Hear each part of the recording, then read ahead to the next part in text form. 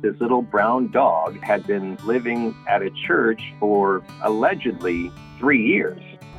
That's a good girl. Can I get closer? I sat down and tossed hot dogs, got her closer and closer and closer.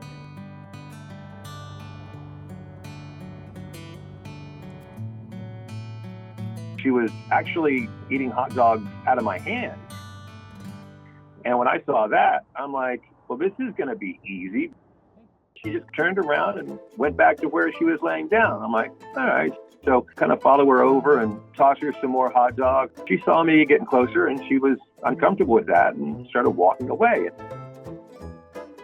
I wasn't able to get her with the leash on that first day, but I thought, well, the second day I'll be able to get her. So I did the same thing and I went and parked in that same spot.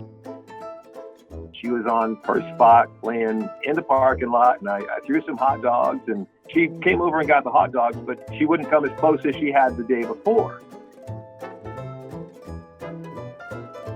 Want to come over here in the grass? Come here. Come here. Come here, you little stinker. Come here. And then the day after that, she got further and further away. Here you go, little one. Look. Right here. Right here.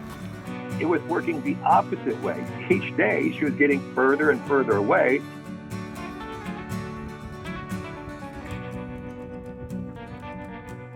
But if you got too close to her too often, she would cross the street and she would enter this big fenced-in area.